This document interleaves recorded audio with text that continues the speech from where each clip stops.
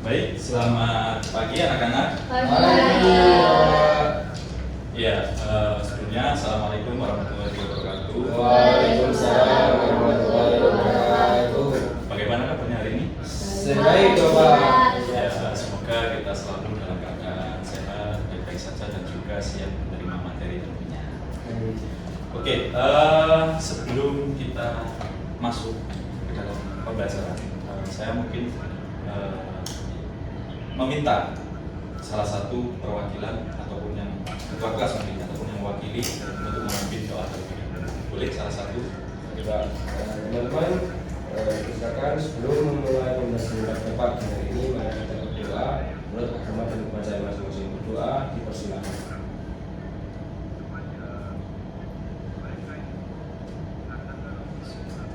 Berdoa.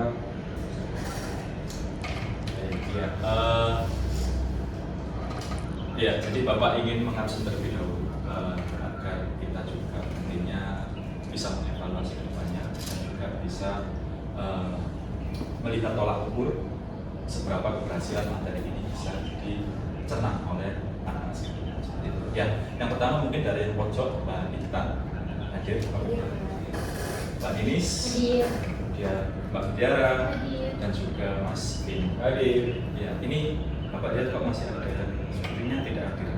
Untuk Mas Wahbi sama Mbak Naswa, mana ya? Untuk Mas Wahbi sendiri sampai berapa? Untuk Mbak Naswa? Untuk mahasiswa izinkan ada acara. Oke, ya.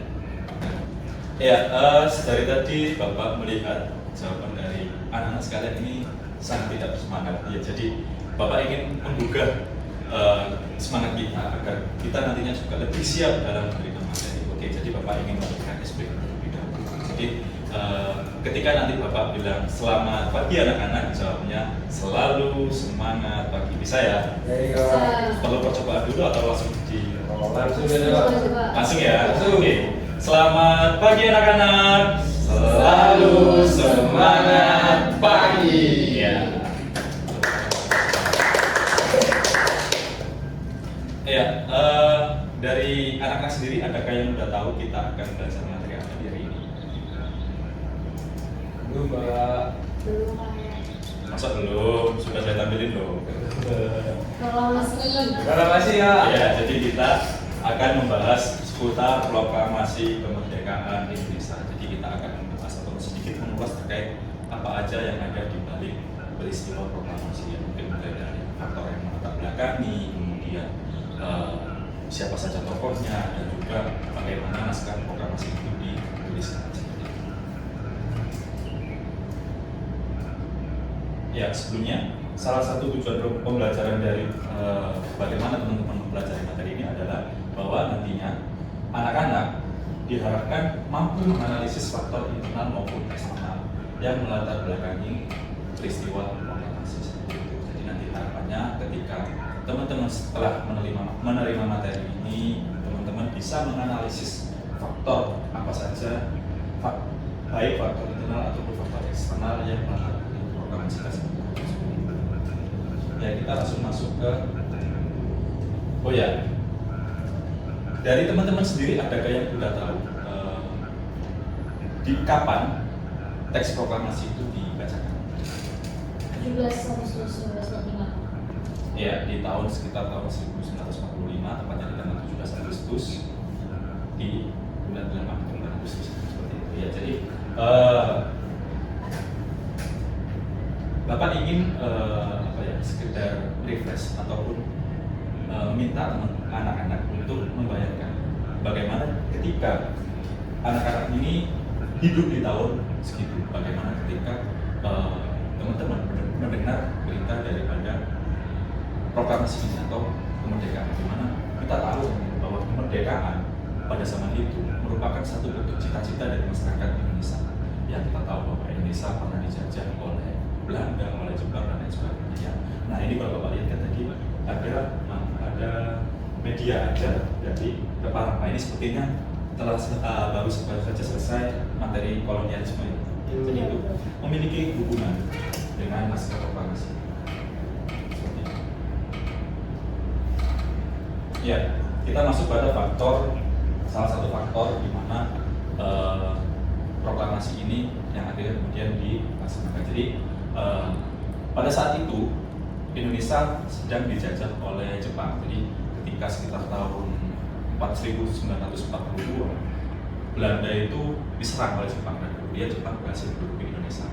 Kemudian singkat cerita, pada saat itu di era Perang Dunia Kedua, Jepang ini sedang menjadi bulan-bulanan oleh negara Barat lainnya seperti Eropa, seperti Amerika, Inggris dan juga lainnya seperti itu. Jadi salah satu faktornya adalah kehancuran yang dihasilkan dari serangan bom atom yang mengakibatkan Jepang mengalami krisis ekonomi, sosial, dan militer yang sangat parah sehingga tidak lagi mampu melanjutkan perang dan akhirnya Jepang memutuskan untuk menyerah seperti itu. Jadi pada saat itu karena memang Jepang ini dianggap sebagai musuh yang berat oleh sekutu pada saat itu. Jadi sekutu bersama Amerika itu berencana untuk membom Jepang dengan menjatuhkan dua bom yaitu di Nagasaki dan juga Hiroshima.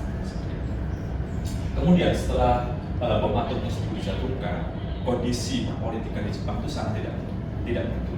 Di mana di satu sisi Jepang ini karena dia juga pada saat itu sebagai negara penjajah, di mana sebagai negara penjajah adalah di Indonesia pada saat itu. Jadi di satu sisi di situasi seperti ini Jepang itu sedang menjanjikan juga kepada Indonesia untuk memerdekakan Indonesia sendiri. Tapi di sisi lain di saat Perang Dunia Kedua tersebut, Jepang juga berada di posisi yang di ujung tanduk seperti itu. Jadi dengan sangat berat hati akhirnya Jepang juga menyerah tanpa syarat kepada sekutu di tanggal 14 Agustus 1945 dan kemudian resmi diumumkan kepada publik oleh Kaisar Hirohito melalui radio pada tanggal 15 Agustus. Nah, pada tanggal 19 Agustus 1945 itu di Indonesia itu terjadi semacam sebuah gerakan di mana para pejuang kemerdekaan saat itu ingin mendesak Jepang untuk segera memberikan kemerdekaan bagi Indonesia. Dengan situasi yang seperti itu, para pejuang kemerdekaan pada saat itu kemudian terbang menuju dalam Vietnam untuk bernegosiasi dengan Jenderal Terauchi. Nah, dan Jenderal Terauchi pada saat itu menjanjikan kemerdekaan kepada Indonesia pada tanggal 24 Agustus 1945. Nah, ketika mereka berjalan kembali ke Indonesia, tepatnya pada tanggal 14 Agustus, para pejuang kemerdekaan ini tidak mendengarkan kabar bahwa memang Jepang ini telah menyerah kepada sekutu. Nah, jadi para pejuang kemerdekaan ini itu akhirnya terbelah menjadi dua. Dan ini menciptakan satu situasi yang mungkin bisa disebut sebagai vacuum of power atau kekosongan kekuasaan pada tanggal 15 Agustus. Nah, ketika para pejuang kemerdekaan tadi kembali ke Indonesia dan tidak mendengarkan langsung berita terkait menyerahkan Jepang kepada sekutu, akhirnya para pejuang kemerdekaan yang sedang berjalan ini semacam terdikotomi oleh bangsanya sendiri atau oleh pejuang kemerdekaan yang ada di Indonesia, di mana pejuang kemerdekaan yang ada di Indonesia pada saat itu telah mendengarkan kabar tersebut, sehingga terjadilah perpecahan golongan yang mungkin diakibatkan oleh perbedaan pendapat seperti itu. Bisa disebut sebagai golongan tua dan juga golongan muda seperti itu. Nah, salah satu perbedaan pendapat dari kedua golongan ini adalah bahwa golongan muda berpendapat bahwa kemerdekaan suatu bangsa harus diperoleh oleh kaki tangan bangsanya sendiri, bukan pemberian dari negara jajahan seperti itu. Akan tetapi, para pejuang kemerdekaan yang pada saat itu tidak mendengarkan kabar karena sedang berjalan kembali ke Indonesia, mereka tidak sepakat dengan pendapat tersebut. Karena pada saat mereka di dalam, mereka telah sepakat kepada Jenderal Terauchi untuk kemudian memerdekakan Indonesia di tanggal 24. Nah, untuk mensiasati hal tersebut, untuk bagaimana para golongan tua ini akhirnya sepakat dengan pendapat dari golongan muda akhirnya menciptakan satu gerakan. Ya, mungkin ini masuk ke slide detik-detik proklamasi.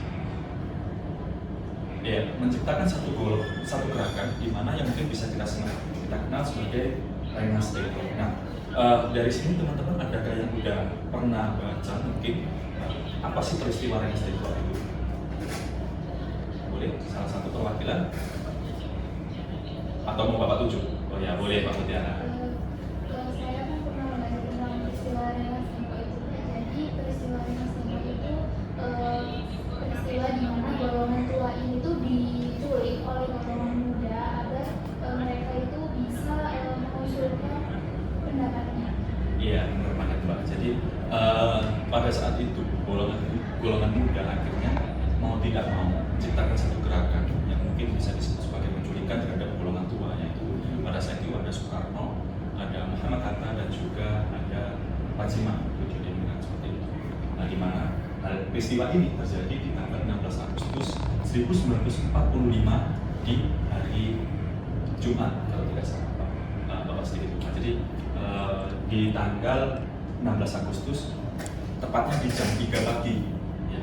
Jadi ketika pada saat itu adalah bulan Ramadan. Jadi pada tahun 1945 bulan Ramadan pada saat itu jatuh pada bulan Agustus, sehingga pada saat itu di jam 3 pagi Soekarno ataupun para pejuang merdeka golongan tua yang mungkin bisa disebut sebagai golongan tua ini sedang melaksanakan ibadah sahur, dan mereka diculik oleh para golongan muda, diculik dibawa ke Rengas Dengklok, di mana harapan mereka adalah, harapan golongan muda menculik golongan tua adalah bahwa nantinya golongan tua ini bisa sepakat dengan golongan muda terkait pendapat mereka, di mana kemerdekaan seharusnya bisa diraih oleh bangsa dari sendiri, bukan pemberian dari negara jajah. Nah, salah satu alasan dipilihnya Rengas Dengklok adalah yang mungkin kita tahu ya, Rengas Dengklok ini notabene jauh dari Jakarta, di mana pada saat itu alasannya adalah bahwa golongan muda ini ingin menghilangkan pengaruh Jepang pada golongan tua ya. Jadi pada saat itu meskipun mungkin Jepang bisa dibilang menyerah, tetapi Jepang masih berkuasa di wilayah Indonesia. Jadi untuk menekan pergerakan pada saat itu Jepang itu masih sering melakukan patroli, meskipun memang pada fakta lapangannya mereka telah menyerang seperti itu. Jadi untuk menghindari pengaruh dari Jepang dan agar mereka lebih sepakat dengan pendapat golongan muda, akhirnya golongan muda ini menculik golongan tua dan membawa ke Rengas Dengklok seperti itu. Ya, setelah perdebatan panjang di Rengas Dengklok pada saat itu, akhirnya para golongan tua ini seperti Soekarno dan juga Hatta dikembalikan atau dipulangkan ke Jakarta untuk segera menuju ke rumah Laksamana Maeda dengan merumuskan naskah proklamasi. Tapi dari teman-teman ada yang tahu mengapa alasan dipilihnya rumah Laksamana Maeda? Padahal secara administratif atau secara biologis Laksamana Maeda sendiri merupakan keturunan Jepang seperti itu. Jadi malah mungkin bisa kita sebut aneh ya, kok malah naskah proklamasi yang sebelumnya ditekan oleh Jepang tidak disegerakan dan mungkin mengikuti alur dari Jepang sendiri, tapi malah dipilih rumah Laksamana Maeda untuk merumuskan. Ya mungkin dari anak-anak sendiri ada yang udah tahu apa alasannya kenapa dipilih rumah Laksamana Maeda. Agar tidak digerbek sama Jepang karena tidak juga. Iya betul, jadi tidak digerebek oleh Jepang, gimana Mbak Ninis ya? Ya jadi salah satu faktor atau salah satu alasan di mana mengapa rumah Laksamana Maeda ini dipilih adalah karena pada saat itu memang seperti yang tadi juga sudah Bapak jelaskan bahwa Jepang sebenarnya masih memiliki pengaruh, di mana pada saat itu Jepang masih sebenarnya ingin mempertahankan, tapi Jepang di satu sisi juga ditekan oleh sekutu pada saat itu kan, ya, jadi mereka di mana di posisi yang mereka ingin mempertahankan wilayah jajahnya ini dengan melakukan patroli dengan harapannya menekan pergerakan dari perjuangan kemerdekaan pada saat itu. Dan rumah Laksamana Maeda itu atau Laksamana Maeda sendiri dipilih karena memang orangnya sendiri atau Laksamana Maeda-nya sendiri itu sangat bersimpati atas perjuangan yang digaungkan oleh para pejuang kemerdekaan pada saat itu. Seperti itu. Jadi salah satu alasan yang mungkin bisa disebutkan adalah faktor keamanan agar tidak disisir oleh Jepang seperti itu dari ya di rumah Laksamana Maeda tersebut naskah proklamasi diketik oleh Sayuti yang sebelumnya ditulis tangan oleh Presiden Soekarno, di mana Sayuti Melik itu mengetik ulang dengan menambahkan sedikit perubahan seperti kata tempo yang mungkin beragam berubah menjadi kata tempo yang mungkin bisa kita eja seperti saat ini seperti itu. Nah, mereka itu merumuskan di dalam sebuah ruang makan ya. Jadi di dalam sebuah ruang makan di atas meja kecil mereka menuliskan naskah proklamasi tersebut. Nah, kemudian naskah proklamasi puncaknya dibacakan di tanggal 17 Agustus 1945 di depan rumah Soekarno di Jalan Kebangsaan Timur nomor 50 Jakarta.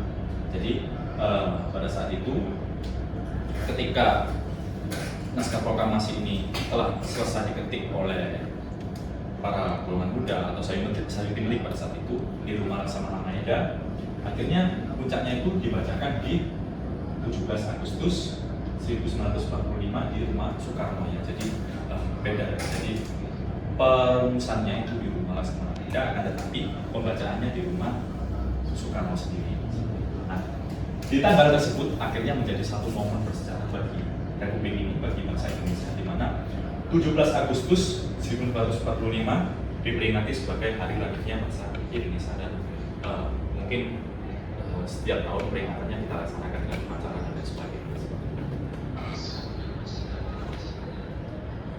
Ya, nah di sini Bapak juga ingin tanya kepada anak-anak, adakah yang sudah tahu isi dari naskah proklamasi atau yang sudah hafal deh terkait naskah proklamasi? Apalagi kan ini mengingat bahwa peringatan 17 Agustus selalu kita rayakan setiap tahun. Nah, mungkin dari anak-anak ada yang hafal? Tidak ada? Ya, jadi Bapak sekalian. Ya, ini merupakan isi dari naskah proklamasi. Proklamasi, kami bangsa Indonesia dengan ini menyatakan kemerdekaan Indonesia. Hal-hal yang mengenai pemindahan kekuasaan dan lain-lain diselenggarakan dengan cara sesama dan dalam tempo yang sesingkat-singkatnya. Jakarta, hari 17 bulan 8 tahun 05. Atas nama bangsa Indonesia, Soekarno. Ya, di naskah proklamasi ini jelas, sangat jelas dituliskan bahwa bagian tahun atau angka tahun yang dituliskan dalam naskah proklamasi dituliskan dengan 05. Mungkin dari anak-anak juga ada yang tahu alasan mengapa 05 dipilih untuk dituliskan menjadi angka tahun di naskah proklamasi. Ada yang tahu? Memulai tahun Jepang. Iya, betul banget Pak. Ya, ini Paknya sangat luar biasa. Tadi saya sebutkan, saya minta untuk menyebutkan ataupun melafalkan dari naskah proklamasi tidak apa, tapi beliau tahu alasannya mengapa 05 dipilih menjadi angka tahun dituliskannya di naskah proklamasi. Ya, benar banget. Karena lagi-lagi bahwa Indonesia masih dalam pengaruh Jepang, sehingga memang pada saat itu tahun yang dituliskan dalam naskah proklamasi ini masih mengikuti tahun Jepang seperti itu. Next. Ya, jadi proklamasi ini dibacakan oleh Presiden Soekarno pada saat itu. Ya, mungkin belum menjabat sebagai presiden ya, karena presiden saat itu dipilih secara parlemen kalau nggak salah, atau sebelumnya malah saya lupa.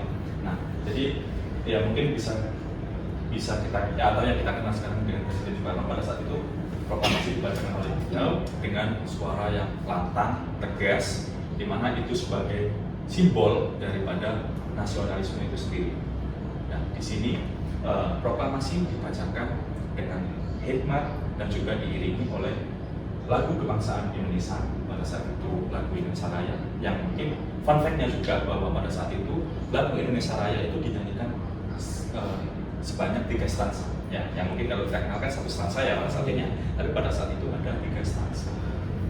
Nah, dan juga bahwa proklamasi pada saat itu dibacakan dengan diiringi lagu kebangsaan Indonesia dan juga diiringi dengan pengibaran bendera merah putih yang sebelumnya sudah dijahit menggunakan tangan oleh atau istri dari Presiden Soekarno. Ya, terima kasih. Mungkin itu sedikit materi dari saya. Nah, mungkin kita akan masuk ke sesi mengerjakan LKPD. Jadi Bapak kita anak-anak dibagi menjadi dua, ya mungkin langsung saja di sisi kiri dan juga sisi kanan. Nah, nanti Bapak meminta kalian untuk masing-masing mengerjakan LKPD ini sesuai dengan instrumen yang telah diberikan. Jadi ada aturan-aturannya dan nanti juga harapannya teman-teman bisa mengisi LKPD ini secara tertib, teratur sesuai dengan instrumen ataupun apa. Ya, oke. Nah, jadi di sini Bapak ingin memberikan kesempatan kepada kalian untuk bertanya terlebih dahulu sebelum membacakan LKPD terkait materi yang tadi sudah Bapak ulas. Mungkin dari anak-anak ada yang ingin ditanyakan nih terkait materi yang sudah Bapak jelaskan. Apakah ada? Oke, kalau mungkin tidak ada, bisa langsung saja dikerjakan LKPD-nya. Bapak beri waktu 5 menit dari sekarang.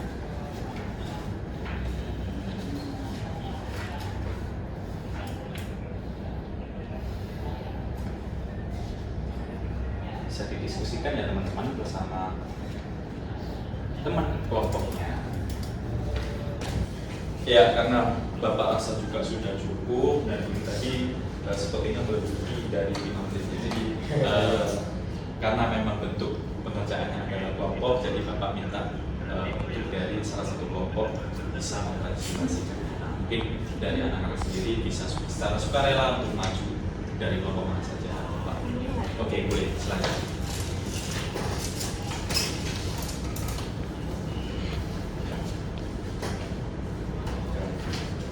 Baik, Assalamualaikum warahmatullahi wabarakatuh.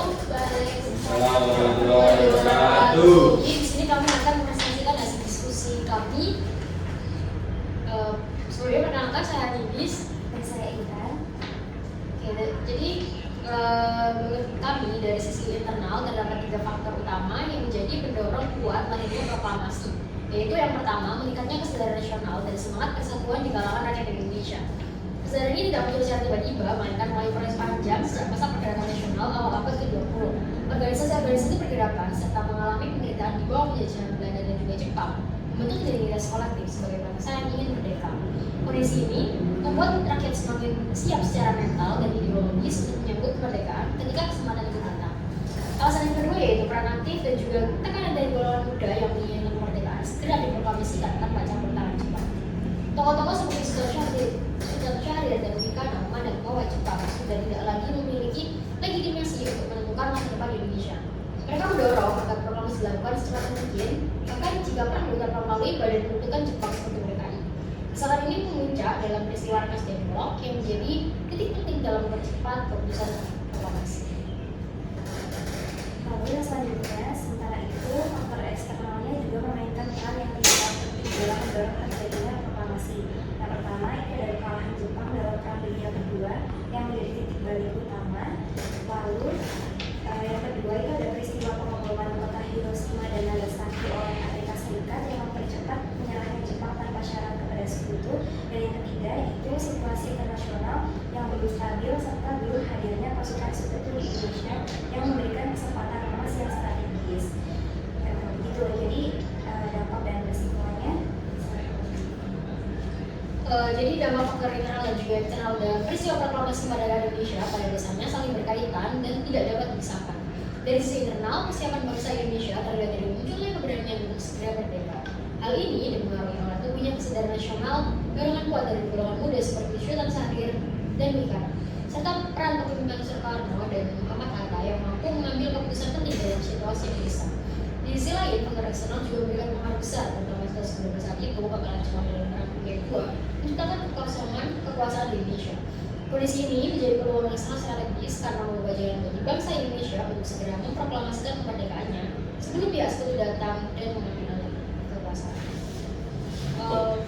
Dari kami udah cukup segitu, mungkin kelompok yang lain bisa bertanya. Ya, boleh silakan untuk Izin kelompok selanjutnya. menanggapi, bukan lebih tepatnya dari kelompok kami ini ingin menambahkan. Nah, kami sangat setuju pada faktor internal yang poin kedua, yaitu sangat berpengaruh dari peran golongan pemuda ini sendiri. Nah, hal ini karena golongan muda itu terus mendesak Soekarno dan Hatta agar segera memproklamasikan kemerdekaan ini sendiri tanpa menunggu persetujuan Jepang. Nah, karena mereka menganggap bahwa sejatinya kemerdekaan itu ialah hasil dari buah jerih kita sendiri, bukan hasil pemberian. Nah, hal tersebut terlihat dalam peristiwa Rengas Dengklok yang disebutkan bahwa tadi, yang menunjukkan bahwa para pemuda ingin memerdekakan Indonesia yang benar-benar berasal dari perjuangan jerih payah mereka sendiri, bukan dari hasil pemberian. Nah, menurut kami juga tanpa desakan golongan muda, proklamasi kemungkinan tidak akan terlaksana secepat tanggal 17 Agustus itu, Pak. Terima kasih. Oke, terima kasih untuk tim yang presentasi dan juga tim penanggapi. Untuk yang presentasi bisa dipersilakan kembali. Oke teman-teman, mungkin itu kita singkat ulasan dari materi detik-detik proklamasi atau proklamasi kemerdekaan Indonesia. Dan mungkin di sini untuk materinya Bapak rasa sudah cukup. Jadi untuk pertemuan selanjutnya Bapak ingin menugaskan kalian dengan mencari sumber-sumber bacaan dari mana saja, baik dari sumber internet, video, atau jurnal ilmiah terkait materi mempertahankan kemerdekaan Indonesia seperti itu ya. Bisa dipahami anak-anak? Oke, ya mungkin itu saja dari Bapak cukupkan untuk pertemuan hari ini. Akhir kalam, assalamualaikum warahmatullahi wabarakatuh. Waalaikumsalam warahmatullahi wabarakatuh.